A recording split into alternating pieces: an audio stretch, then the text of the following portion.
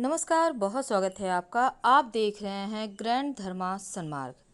नवरात्र साल में 2 बार बहुत ही जोर शोर से मनाई जाती है। एक तो है शारदीय नवरात्र और दूसरा चैत्र माह का नवरात्र, जो जिस दिन से नए साल का आरंभ होता है। नवरात्र की आप सभी दर्शकों को ढेर सारी शुभकामनाएं। नवरात्र की सप्तमी से कन्या पूजन शुरू हो जाता है और सप्तमी, महाअष्टमी, महानवमी के दिन कन्याओं को 9 देवी का रूप मानकर पूजा जाता है और कन्याओं के पैरों को धोया जाता है, आदर सत्कार से भोजन कराया जाता है। ऐसा करने से माता रानी अपने भक्तों को सुखी रहने का आशीर्वाद देती हैं और समृद्धि का वरदान भी देती हैं। तो आज हम बात करने वाले हैं कि नवरात्र के दिनों में कन्याओं को, छोटी कन्याओं को आप क्या दें, क्योंकि नवरात्र के दिनों में सिर्फ महासप्तमी, महाअष्टमी, महानवमी ही नहीं, बल्कि हर दिन की अलग अलग विधान है कन्या पूजन के और माता रानी को मनाने का। तो आज हम आपके साथ जुड़े हैं बहुत सारी जानकारियों के साथ।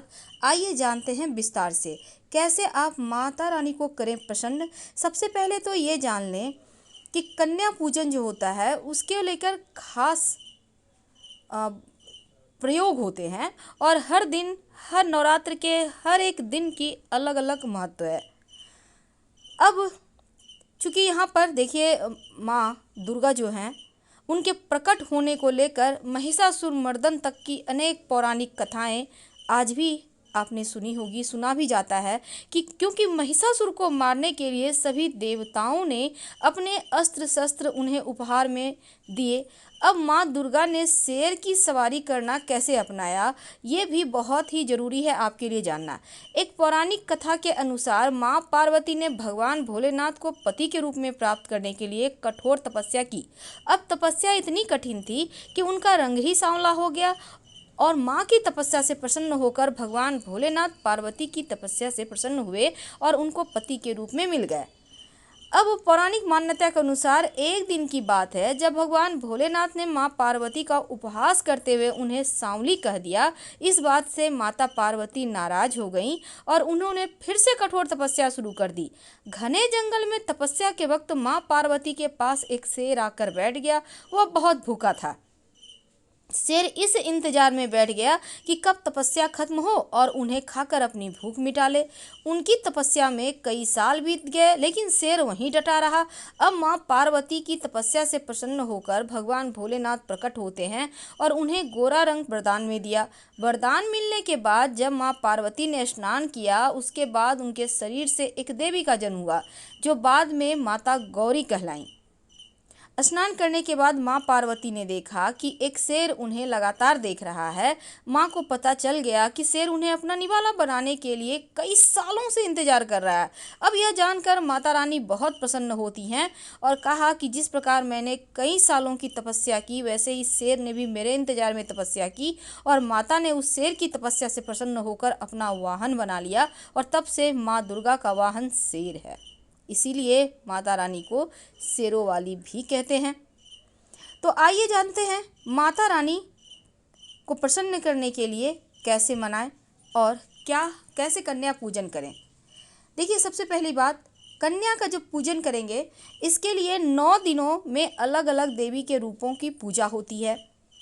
कन्या पूजन जब भी आप करें तो एक दिन पहले ही उन्हें निमंत्रण दिया जाता है। लेकिन एक और बात का ध्यान रखिएगा कि कन्याओं की जो उम्र है 2 वर्ष से ऊपर होनी चाहिए, उससे छोटी कन्या नहीं लेनी है और 10 वर्ष तक की कन्या होनी चाहिए। अभी के ज़माने में 9 वर्ष ही है। हालांकि कन्याओं की संख्या 9 से कम होनी चाहिए और एक बालक भी होना चाहिए जिसे हनुमान जी का रूप माना जाता है। जिस प्रकार माँ की पूजा भैरव के बिना पूर्ण नहीं होती, उसी तरह कन्या पूजन के समय एक बालक को भी भोजन कराना बहुत ज़रूरी है। अब 9 से ज़्यादा अगर कन्या भोजन पर आ जाए तो कोई बात नहीं है। तो नवरात्र में सभी तिथियों को एक एक और अष्टमी या नवमी तिथि को 9 कन्याओं की पूजन होती है। यानी सप्तमी तिथि की तक एक एक कन्या का पूजन करें। अब जैसे 2 वर्ष की कन्या है ना, तो उसको कुमारी पूजन से दुख और दरिद्रता का नाश होता है। यानी 2 वर्ष तक की अगर आप कन्या का पूजन करते हैं तो जीवन के तमाम तकलीफ परेशानियां समाप्त हो जाती है। अगर 3 वर्ष की कन्या का पूजन करते हैं, जिसको हम त्रिमूर्ति कन्या के नाम से जानते हैं, धन धान्य की वृद्धि होती है, परिवार में सुख समृद्धि आती है। अगर आप 4 वर्ष की कन्या का पूजन करते हैं, जिसको हम कल्याणी कहते हैं, तो 4 वर्ष की कन्या का पूजन करने से घर परिवार का कल्याण होता है। 5 वर्ष की कन्या को रोहिणी कहलाती हैं। रोहिणी को पूजन करने से रोग मुक्त होता है व्यक्ति।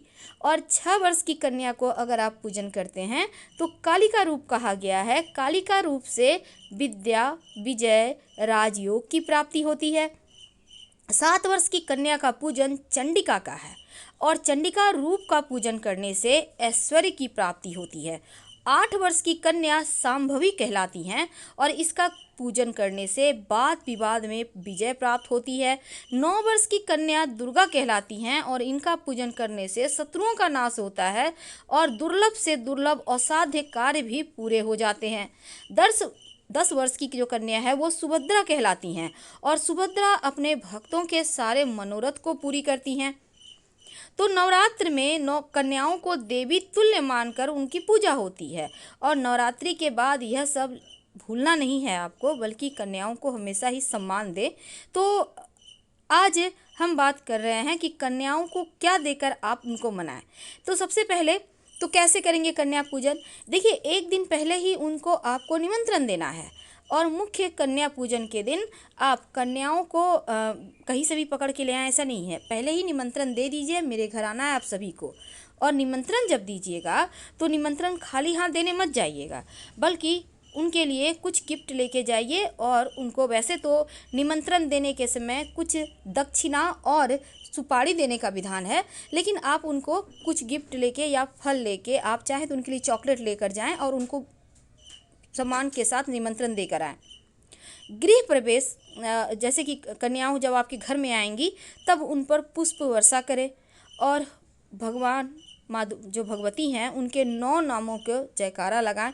आप चाहे तो उनके जैसे सिद्धिदात्री माँ, माँ गौरी, तो इस तरह से 9 नामों को आपको लेना है। अब कन्याओं को आप बैठाइए, उनको पैर को धोइए। पहले आप पैरों को दूध से भरे हुए थाल में, यानी कि दूध सिर्फ नहीं रखना, उसमें थोड़ा सा पानी मिला के रखें, हल्का सा दूध डालें, उनमें उनका पैर रखें, फिर अपने हाथों से पानी के से उनके पैर को धोइए और चरण छूकर आशीर्वाद लीजिए। याद रखिएगा, जब आशीर्वाद लें तो उनका हाथ अपने सर पे रखें, क्योंकि वो माँ के रूप हैं। फिर उन्हें आलता पहनाइए, माथे पर अक्षत पुष्प कुमकुम लगाइए और माँ भगवती का ध्यान करके देवी रूपी कन्याओं को इच्छानुसार भोजन करवाएं। और कन्याओं को आप भोजन करने के बाद सामर्थ्य के अनुसार दक्षिणा उपहार देना है। लेकिन उपहार क्या देंगे कि घर में बरकत होती रहे और परेशानियां घर से कोसों दूर हो जाए। तो माँ भगवती, माँ दुर्गा को प्रसन्न करने के लिए आपने तमाम नियम से काम किए। उनको भोजन में हलवा पूरी ज़रूर खिलाइएगा और इसके बाद आप जब उनका आशीर्वाद ले लें, फिर कन्याओं को आप जब चरण छूइएगा तो उनके हाथों को अपने सर पर रखकर उनसे आशीर्वाद मांगिए। इसके बाद कन्याओं को अगर जीवन में ज़्यादा कष्ट हो, जैसे कि नारियल देने का विधान है, अगर आपके घर में छोटी लड़की है तो उसको ही आप नारियल दे सकते हैं, अगर नहीं है तो किसी भी कन्या को अपने हाथों से नारियल दें। इस आप घर में सुख समृद्धि आएगी, परेशानियों का नाश होगा। अगर कन्या पूजन में आप कन्याओं को केला देते हैं फल के रूप में, तो जीवन के हर कष्ट दूर हो जाते हैं, कैसी भी पीड़ाएं परेशान नहीं करती, संतान सुख, धन सुख सब कुछ प्राप्त होता है। वैसे उनकी मनपसंद आप वाटर बोतल, टिफ़िन बॉक्स, ड्राइंग के लिए आप सामान, उनके पसंदीदा गिफ्ट्स उन्हें दे सकते हैं, उनके खिलौने दे सकते हैं। और चुंदरी ज़रूर दीजिएगा, क्योंकि छोटी बच्चियों को माँ का रूप मानकर आप बुलाए हैं, तो माँ को बिना चुंदरी की माँ की पूजा पूरी नहीं होती। तो अपने हाथों से उसको चुंदरी ओढ़ा दें और तमाम श्रृंगार की वस्तु जो होती है, हेयर पिन, हेयर क्लिप, चूड़ियाँ होती हैं, ये सभी चीज़ें उन्हें गिफ्ट में आप दे सकते हैं। और एक बर्तन दे सकते हैं जिसमें वो बार बार खाना खाएंगी, तो यकीनन आपके जीवन के कष्ट कम होंगे। आप छोटी कन्याओं को दक्षिणा के रूप में फल भी दे सकते हैं, एप्पल वगैरह कुछ भी दे दीजिए। और इसके बाद उनसे कहिएगा माँ आपका स्वागत है, आप फिर आइएगा, हमारे घर पर कृपा बरसाइएगा।